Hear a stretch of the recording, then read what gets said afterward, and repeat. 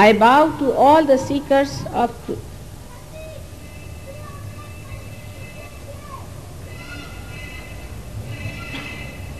As it is today, a question has been put forward before me that why our attention gets lost. In the modern times, why our attention is not towards God. And that in modern times, why a human being has gone down in his quality of humanity.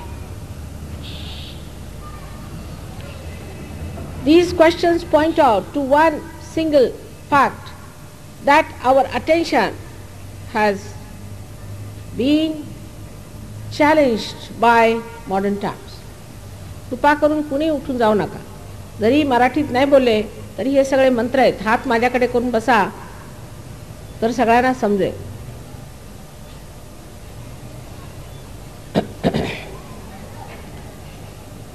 This attention has been challenged by all that we call modern today. I do not say that we have to be primitive people. In this great country of ours, India, which was Bharatvarsha, we had such a great quality of humanity, such a great quality of administration, quality of kings, queens. All that was not a myth. It was a fact that we had Rama, Krishna, the benevolent king, and a great diplomat of the divine force. But today we find all these things sound like mythical, because at what level we are, we see that as the truth, as the reality. But it is not. All this is created by human beings. How this is created and why it has happened, I would like to explain to you. When our attention was created before, in a way that we were living with very few things in this country, everyone knew that you have to have your self-realization. Nobody bothered their heads about how much wealth you are going to acquire, how many things we are going to have, except for the kings who acquired wealth for the betterment of the society, and also who acquired the power for the protection of the society. Then we became slaves of two cultures, one the Islamic, another the British culture, the English culture. And I think the real downfall came when this English culture came upon us. Because though they were Muslims, they believed in God. Whatever wrong they did it in the name of God, and they believed it. But the attention was not still in acquiring things. We say that Aurangzeb was a very bad king, no doubt. He killed so many Hindus because he believed that Islam is the only religion. That was his stupidity, I should say. He was ignorant. He was so violent. But he himself was an extremely frugal person. He used to make his own caps, sell them in the market and live on that. And he would not touch any money of the public. But then the English, when they started ruling in this country, this language English came upon us as not a blessing but a curse, I think. Because the whole literature is full with ideas which are contrary to the culture of God, contrary to the culture of Christ. They believe that Christ was born in England. Many Christians still believe that you become a Sahab when you become Christians. This culture of the English, which was forced on us, this language which was forced on us, gave us absolutely a different direction which we should not have accepted. But as it is, we were 300 years already in the slavery, people had to accept it blindfolded. Sri Krishna has clearly said that the awareness grows downward. Why? The roots are in the brain of a person, and the awareness which is growing downwards forms the tree. And this Western culture is the one which makes you grow downwards towards materialism, whether it is communism or it is socialism or democracy. That makes no difference. The whole thing is that you have to attend to the material side. So the first object of the Western culture or the Western science was first to capture the matter, the 5 elements, in such a way that it can be used for the comfort of human beings, for the physical comfort of human beings. But as the culture is just to move forward without any control over yourself, like a kite flying in the air without having any control of a finger on it, the whole thing drifted into various directions and various fields where it got lost. When we pay attention to something, if the attention is pure, it will purify the matter and will come back to us as a pure attention. But when the attention is filled with these ideas that you have to use all the matter for your comfort, then it gets lost in the matter. It gets involved in the matter. It gets spoiled in the matter. And then what comes back to us is the thought how to possess it. To possess the matter, to use the matter, to sit on top of the matter was the first mistake. Matter is your slave in any case. In any case, it is your slave. And this you would have got it without paying so much attention to it. To think that science was discovered by scientists is egoistic. It's only your ego says that. You cannot discover anything unless and until the God's grace is upon you. It's the God's grace that brings forth the exposition of his powers. Even a person like Einstein had said that. Even the person like Newton has said that. Einstein has clearly said that I was fed up and I was tired. I couldn't find the theory of relativity. I was just resting in my garden playing with soap bubbles, and from somewhere unknown the theory of relativity dawned upon. But we Indians, living 300 years in that slavish mentality, accepted it blindfolded, without knowing how much knowledge and science we have. We had aeroplanes in our country, we had piloted bombs in our country, we had all kinds of things in our country.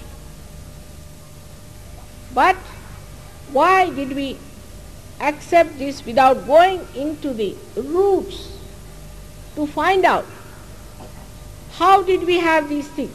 We started doubting all that was the past in India, and we would not go into the past of it, but we started moving downward with this Western culture. And that's the downfall of our country. That has brought all this nonsense in. When money becomes everything, the money orientation, the economics of it. This was the country of philosophers, of the seers, of the saints, where now today economics is dominating without understanding that you cannot put this Western economics in this country at all. We cannot work it out. This is a country of generosity. People love to serve you. People love to do, even today, they like to do something for you. Go to a village, even if they may not have anything with them, they'll bring some milk, make you sit there, please have some milk. You have come from foreign countries, please have. But in the Western countries, you may give them any amount of things. They won't even return one present to you. Shamelessly they'll take everything thinking that they are the ones who should have it. They have no subtleties. They have no subtleties to understand generosity. They cannot. They think we do it because we are slavish people. Even I was surprised when some villagers told me that even the animals coming from the West are stupid. I said, how? He said, now take a hen from India and take a leghorn or roach from Western countries. If there is an attack on the little chicks, the mother will start shouting or doing something, screaming, or doing something to call all under her wings if it's an Indian hen. But if it's an English hen, she wouldn't mind, she'll look at everything very peacefully. Sita pragya. Not bothered. Then he said, most surprising thing is that our bullocks, if you tell them, go this way, that way, they understand. But if you tell a Western bullock, he walks straight into the car, into the trucks, he doesn't know where he's walking. He has no idea, you cannot leave them alone. And if you tell them walk this way, they'll walk the other way around. So what is in this culture? What is in this whole upbringing that makes you so gross? The attention is on the matter and not on the spirit. All the time, the matter is trying to power the spirit. Supposing there's a tree that falls off, it dies, then you make a chair out of it. It's a dead from the dead. Now you sit on the chair and you become a slave of the chair. You cannot sit on the ground. Then you have to carry chairs with you. If you start moving in a car, you become so useless that you cannot walk with your legs. Tomorrow you start having calculators. You'll be surprised, I live in London, I'm amazed at the people. Even if they have to do 2 plus 2, they want their tambaku.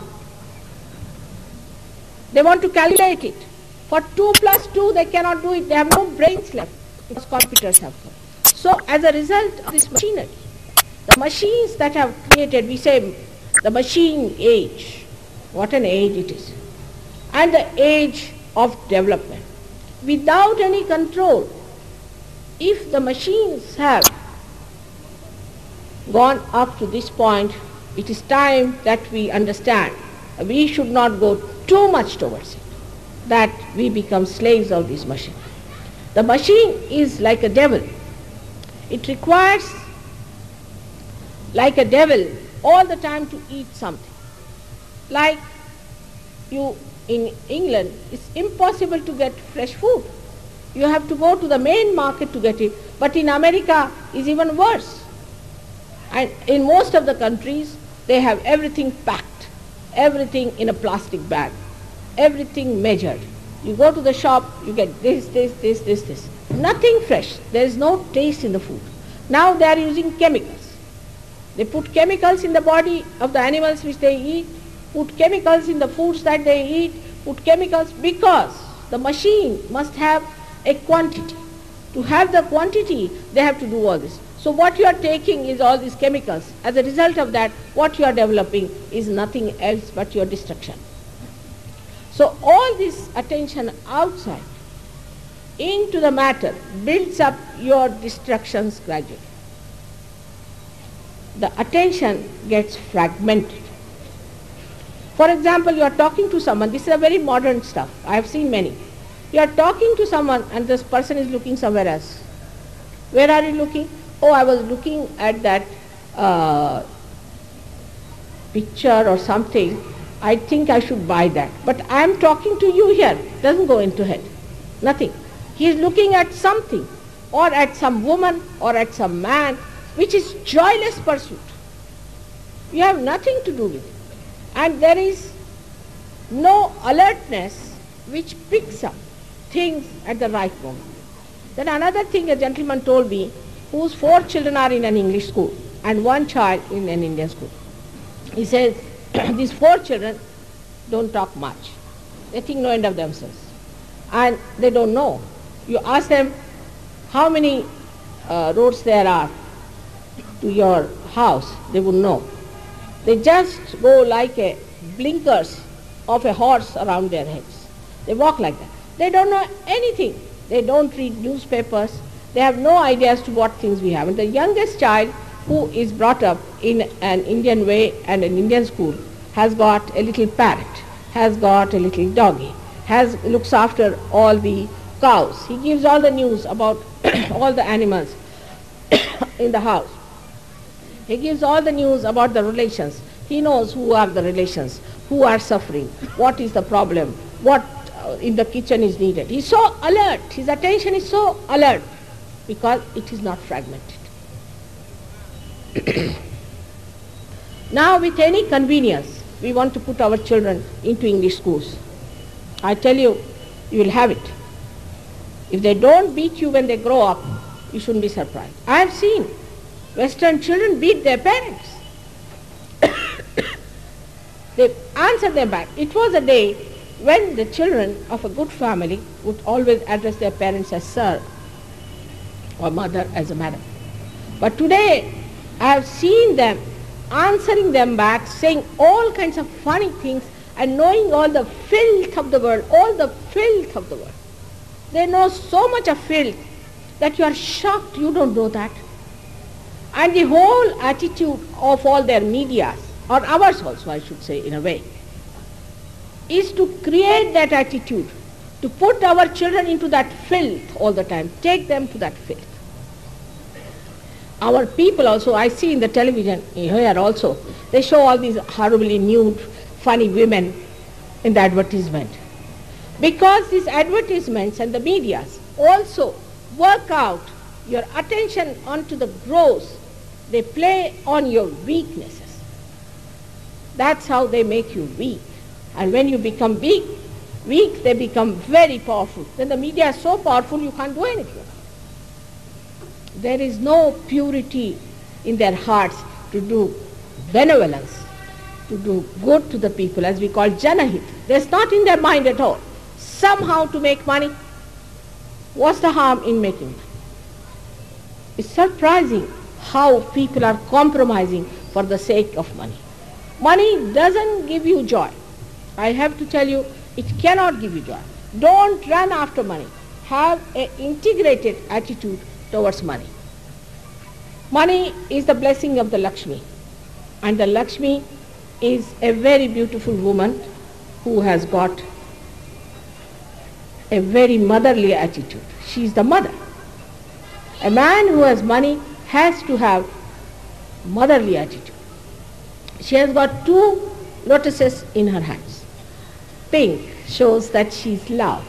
She expresses her love in 2 of her hands, which also means a lotus which is pink is even entertaining a thorny bhavra, we call it, the black beetle, which has got thorns on its soft petals and gives it a place of rest. How many of these rich people in this country, and especially abroad, would entertain such an idea of having a place for a ashraya, for a support for the persons who are like a bhavra? Then the other hand, which is like this, has to be daan. You have to give. If you have money, you must give. How many of them know where to give money? They'll give money to places where people will cheat them, like Rajneesh. They will not give money to the poor. They will not develop anything for the poor in a proper way. The other day I was surprised. I went to Pune. We have there a very good system started called as Jana Shanti, where people give food for 2 rupees, very good food for 1 one meal, very, very good food, excellent food they gave, and sufficient for 2 rupees. And they said all the president downward people came here, we had to spend money on their reception, we gave them this, that, garland, this, that, and everybody gave big, big lectures. And nobody is willing to even give them a place on rent. No one wants them there because they think you will go into competition with others who are making profits and will not get votes. So the whole system is so funny that you end up at a point that they want to give money because they want to have votes. They want to win the elections because they want to make money. I mean, I came to this country and everybody is saying, what's the matter, why can't we get plot? Because the person wants to eat the money. Here everybody eats the money. Eating the money. Paise khate. They paise khata, they paise khata, they paise khata. Said, don't they eat their food? Why are they eating food? Money? This is the trouble of this country has come because money has become the most important thing for them. Nothing that they think that this body, this being, this is a collective being. This is a samuhik being. It cannot be happy with this kind of a harm we are doing to our society. All those who do things like this, their 7 generations will be cursed by God. You must understand. Those who make money at the cost of the poor people, they will be cursed forever. And one should not join such people even if you have to suffer. I know it's very hard time. People cannot afford to live with the earnings they have. But still, if you decide, you can live with the satisfaction that you have done right. When my father was, and my mother both, were in jail so many times. We were 11 children, we were very rich people living in huts. And we didn't have food for days together sometimes. And we were used to very rich life. They sacrificed everything for the country's freedom. Where are such people now? You can't think of them. They are legendary people. Nobody wants to sacrifice anything whatsoever. And this is the movement. This is a new movement of swatantra. Swatantra is not yet complete. You can see it clearly. It is not. Your freedom is not complete. If your freedom has to be complete, you must get your swatantra. You must know the technique of your swa, of your spirit. Unless and until you get this full freedom, you are not free people. You are slaves of money. You are slaves of powers. You are slaves of showing off. You are slaves of everything today. All kinds of bad habits. I have never known so many drunkards that we find these days. So we have become greater slaves of all the bad habits, all the bad doings, and there is nothing that a person in a big position can think of not doing. Why it has happened to us? Why have we all collapsed into such insipid, useless people? What has happened to our countrymen is this, that they have not realized that the greatest thing is in the brain, is the roots. And these roots are in this country, in this Maharashtra. These roots are here. The Kundalini has to only enlighten these roots, and we never bothered about it. We never cared for it. We are all the time worried as to how to get more money. So the people who are highly paid or who are at a higher position with less pay also maybe, they are making money by eating that. And the others are a sort of people who are going on strike for everything. For what? For money. Again for money. This Bombay is half finished because of strikes. What for strikes? I asked them. You are a drunkard? Yes. You drink? All right. And you smoke? Yes. You eat tobacco? Yes. You eat pan? That means you have money. Otherwise, how can you afford all these things? When you ask for more money in a strike, better find out what sort of a man he is. If he can drink, afford to drink, then you need not give him any money to drink more. Any mother who sees her son is drinking will never give him any money because he will be drinking with that money. What else is he going to do? What good is he going to do with that? So what happens that this attention, when it starts moving towards money, we become so blind that we do not see why are we asking for money. What is the need for money? I am not for these capitalists at all. I know how horrid they are. But what I am saying that, why break the machinery like this? Now, whatever you may do, whatever you may tell them, that finish this striking and enjoy yourself now for the God's sake. We have really poor people in the villages, not in Bombay. In Bombay we don't have poor people. They can go to cinema, they can do all kinds of things. How can they be poor? But they have time, and they have more time. That's why they enter into such things. And they are going to finish off this Mumbai of yours very soon, if you allow these people to go on strike. It's stupidity, absolute stupidity, and it comes from the Western people, not from Gandhiji. Gandhiji didn't tell you to fight for money, did he? He asked you to fight for swatantra. And today, if he was living, he would have talked about Sahaja Yoga, I'm sure of that. But the problem that exists with us is that we don't want to see that this machinery is now shaking. We have to have another system, a parallel system that will crush this stupid machinery which is taking us downward and downward and downward. A girl must have 10 types of saris, 10 types of clothes she must wear, like a Kashmiri girl, she must wear like a Punjabi girl, she must wear like an English girl. What is the need? I mean, we are rich people, I should be very rich. We used to have at least 2 saris and one for Thevni, as they call it, one for some special occasions. And we lived well, we educated well, where attention was learning and attention was towards God. But the attention, when it gets lost, it fritters away. It gets lost, it gets fragmented, there's no continuity in it. It fritters away, and a person becomes a superficial person, extremely superficial. He cannot go deep. How can he feel his spirit? The superficiality makes you absolutely a person who has sort of a crust and nothing inside. Absolutely what we call the hollowness, kokla, completely hollow. If you just break that man, you find out he is not a man of character, he is not a man to be depended upon, he is not a man who talks good of others, he will try to pull each other. This is what happens to your attention, and you become extremely, extremely low-level human being. You'll be surprised, I went to 4 villages before coming here, and the people who were there were 5 times more than Bombay people. They came, they didn't have cars, nothing, they didn't have buses.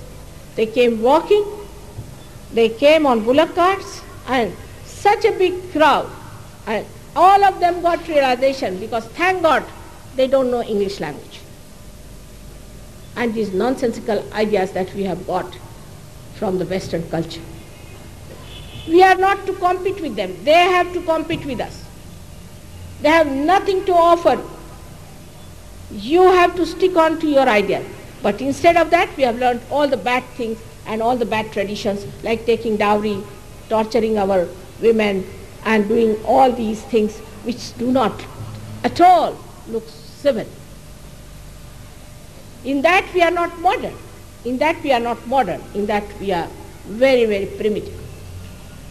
But it was never so before. Nobody used to torture wives. We never knew there was a dowry system in India. Nobody knew it. It is absolutely something we cannot understand from where it came. And I discovered it came from the English only. Because they said we should be very, very balanced about our children, and we should not give only the money to the boy, the eldest brother, but we should give it to the girl also. So because, you see, the whole inheritance will go to the boys, the land will go to the boys, you must give some money. That was sensible. But we have gone to the extremes now, and all these problems are coming before us, which we call a social problem. Then we have problems which we call as emotional problems out of family problems. Now, if you want to follow them, then I would like to give you the picture how their family lives are, so that you will understand that you just stop having all those ideas into your heads. The family picture is like this, that a husband and wife get married, so-called. Within, say, a year or so, they are divorced. Then, in one lifetime, they'll have 8 husbands and 8 wives, at least. Then they all land up in the orphanage, in old age. The children are in the orphanage, the father is in the orphanage, and the mother is also in the orphanage. All the mothers, fathers, everybody ends up in the orphanage. There is no love, there is no feeling. In England itself, I was feeling, but it is only in London. 2 children are killed by their parents. There is no compassion, there is no daya, there is no karuna in them. And that's what today happening to us also. Our children are going the same way, our parents are going the same way. So, as my mother always used to say, Laksha kute, where is your attention? Where is your attention? So you would say that, no, my attention is nowhere. Nowhere means what? Should be on God. Where is your attention? Should be on God. Deva kade laksha theva. Keep attention towards God. Where is your attention? Even when they taught music, they used to say first, think of God. Anything they did, think of God. When you think of God, you don't think of other nonsensical things, but sensible things. And that is how our attention frittered away. Because when the attention comes out, it attacks the modern. Because there's a challenge. As a result of that fight, the attention breaks into fragments. There's no fragmentation is there. Your attention is not collected. You don't know where you are moving. You can't see anything, you don't understand. You ask them one question, they don't know, they've forgotten. What is your father's name? Oh, I don't know. What's my father's name? This is the situation which they are facing. You have no idea as to what hell they are living into. And if you want to take yourself and your children into that hell, follow them. But it doesn't mean that you go to these bhajis and give them money or go to these horrible gurus. It doesn't mean that either. It never means that. You avoid that nonsense because your parents were stupid to go to these gurus. These have started only 100 years back. We have never known such people before. These bhondus we never knew. 100 years back nobody talks except for Nanaka, who has said it that these bhondus must be avoided. Sadguru che lakshan hai and all these things have been written by Ramdas. But who reads Ramdas? Because he was a Brahmin, non-Brahmins won't read. Who will read Tukarama? Because he was a non-Brahmin, Brahmins won't read it. If their caste is such a big thing that by reading something it falls off, better give it up. All these caste systems and all these are now so much settled into our heads, so much settled, it was never so before. It's very surprising. And in the early times there was no caste system. There was a caste system according to your karmas, according to your doings, not according to where you are born. Otherwise, how could Valmiki be called a Brahmarshi? And how could Vyasa, who was an illegitimate child of a fisherwoman, could be called as the greatest of greatest? All these false ideas have to fall out. And for that, we have to start a new system. And a new system has to come forward through the people who have achieved their yoga. Sri Krishna himself has clearly said, Yoga Kshema Vahamyam. When you get your yoga, you will get Kshema. Always he has said about yogis. He has used the word yogis for that. These yogis have to come that, and as you read in the Pasayadan just now, you have heard about it, that the forests of these great people who are kalpatarus, who are the givers of your desires, will be walking. These are the yogis. And the oceans of this talking nectar will be talking about God. These are the yogis. Others are all ordinary, useless people will be frittered away. Only the yogis will be respected in the kingdom of God. And we have to bring the kingdom of God on this earth.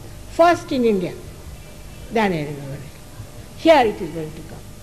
Now, people might say, Marxism, this ism, that ism. Tukarama has said, Avaghachi samsara sukhacha kari. He said it. Same Marx says the same. He says that the whole world should be such a happy place that there should be no state. How? Nobody asked him how. He talks of evolution, how?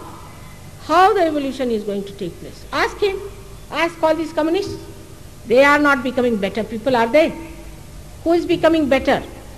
Who is getting transformed by that isms? None of them.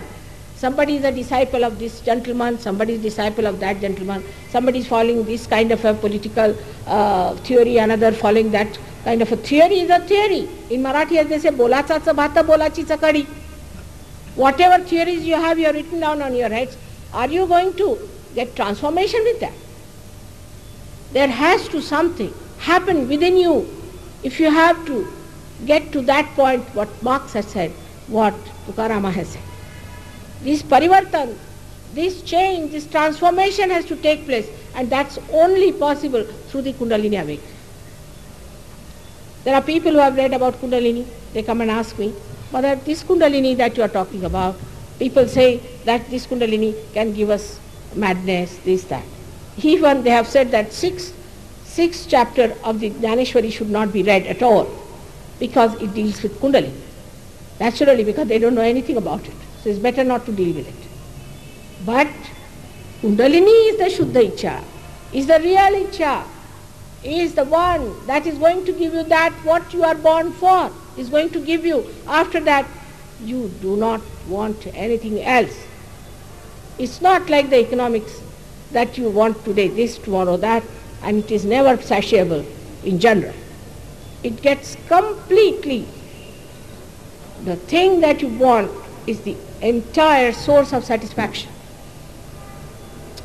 But if the movement is upward, the Kundalini doesn't move downward towards the gravity, towards the matter. It comes up. It moves upward and pierces through this fontanelle bone area, and you get your self-realization. This is what you should ask from any guru. All the rest of it is useless. How can you pay for it? Can you show rupee to that Kundalini? It's a living process of the living evolution which has to take place. You have to achieve the epitome of your life by this. How are you going to do it? Are you going to do it by standing on your head? Any living process like a sprouting of a seed, how do you do it? You put the seed in the Mother Earth and she has the power and she just sprouts it. In the same way it has to happen that it should sprout. In that same manner it should sprout spontaneously. Sahaja. Saha with your born. This is born with you. To get this yoga is your birthright. Get it. And for Indians it's a special blessing that they get it very fast, just like their independence, without any effort, without much struggle, I should say. Others have struggled much more than us. Then you get that, you also lose it very fast. So those people who understand Kundalini, understand the essence of everything, and they understand that all the religions are on one essence. They are the flowers of the same tree. Stupidly we are fighting here. Christ has said, those who are not against us are with us. Who are those? Christians don't want to find out. Now they are after Christ's life. Hindus don't want to know about it. There is no greatness of art. I would say now there was a problem in Aurangabad and the people attacked. They should not have attacked, all right. But we have to understand what has happened in this one, where we have gone wrong. We should see our mistake. In a masjid, whatever it is, it's a God's place. It's a God's place. And in a masjid, if they are meditating, you should not make noise. If you are insulting that, you are insulting Vithala himself. In the Vithala Mandir, you have a different type of arti, all right, have it. In that arti, if somebody starts doing discotheque dance, how will you like it? In the same way, if that is a place of ibadat, is a place where people are praying in a dhyana. Just now we are so quiet. We are sitting in the surrounding horrible noises, but everything is quiet. That's why we are enjoying. And if that is the way they want to meditate, must we go and disturb them for something that some boys are troubling and all that? Can't we respect it to show our greatness? Thorpana. Must we do that? Is it very important that at that time we should take these Besura, Betala bands in front of that?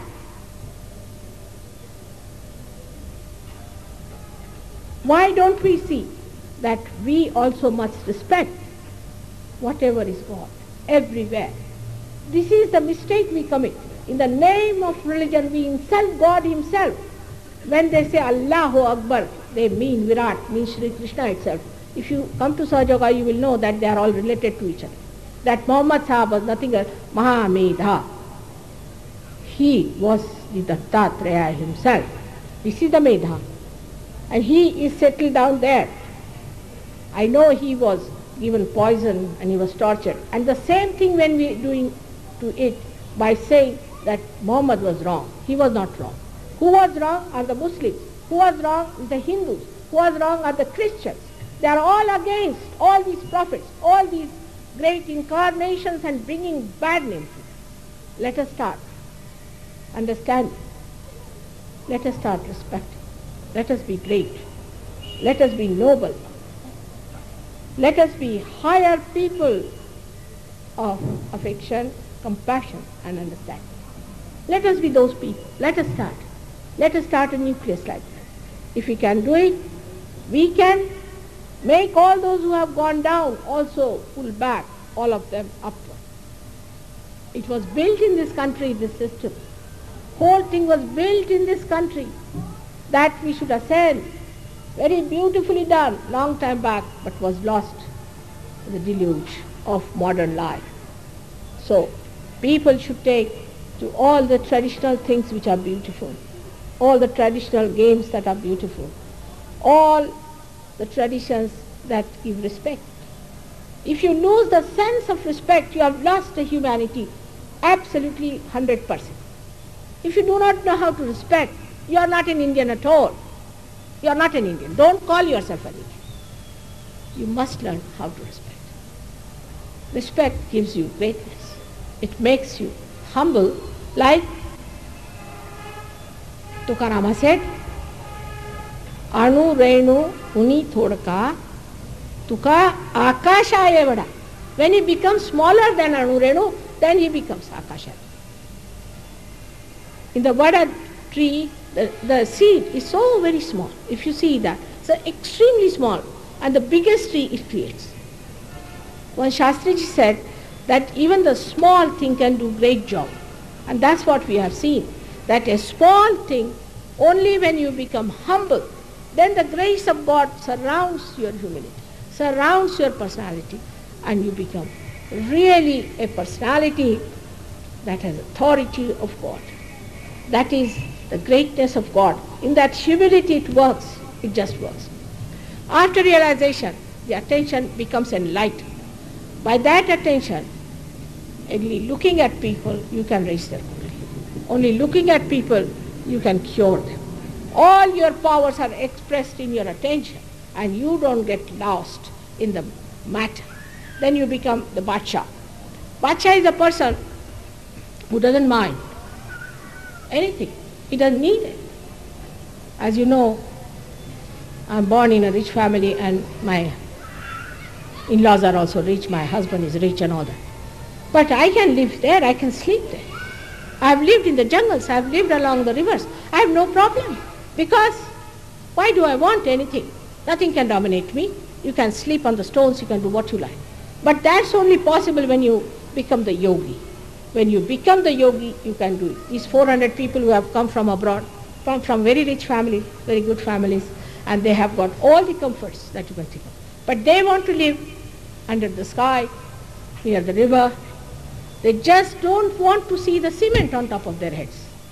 They are so much now in the higher level that they don't want to see anything that is gross. They want this mud. They want this beautiful clay of this country. त्या देशाची माती डोक्याला लावतात. तिथे बसलात तुम्ही. You are sitting on top of that. And what are you doing?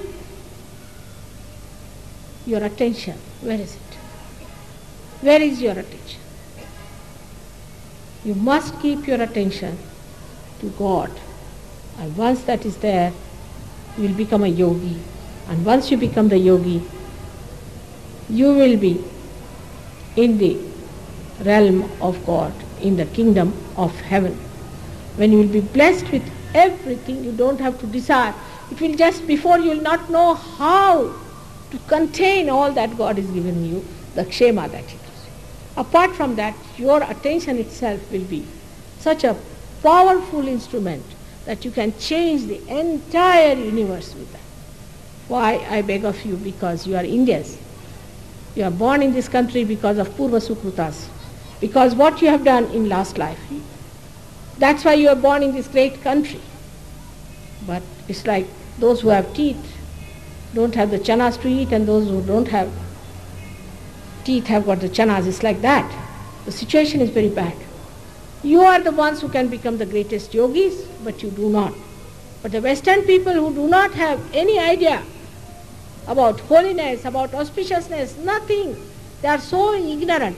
They shoot off much faster than you can. So I have to make a humble request to you that do not get enamored by this attention that goes to any matter. But matter itself is made by God. So despite the fact human beings got involved into the material advancement, it is today helping us in Sahaja Yoga in a very great way. For example, this mic is important. It is also useful for carrying my vibrations. It carries vibrations. Camera shows all the light around me and shows all the kinds of forms I have. So whatever you may try, the divine will sparkle through that matter also and will establish the existence of divinity. But if you cut out the divinity out of the matter, you will be hit hard and you will be submerged in the greater ocean of ignorance and filth. So keep divinity at your heart and then deal with matter. And then you will understand what is the use of this matter and what one has to do with it. Tomorrow in Hindi, I'll be talking about the rest of it, about the truth, because today I've talked about Chit. Tomorrow I'll be talking about the truth, Sat Chit Anand. And third day I'll be talking about Anand to you in Marathi. I hope you will sit down and meditate on what I have said. I do not want to condemn any culture as such, but I want to protect you from what has happened to that culture and where it has gone, to bring you back to your own great culture which came to us in thousands of years. Their culture is very, very, very new. It's very new, and one day they will also have the same culture as we have. But why not we short-circuit it and adjust ourselves to this great culture which is so much God-oriented, not money-oriented, ego-oriented, but God-oriented. Let us all attain that state of yogi. I hope today it will happen to all of you and that you will all get your realization. May God bless you.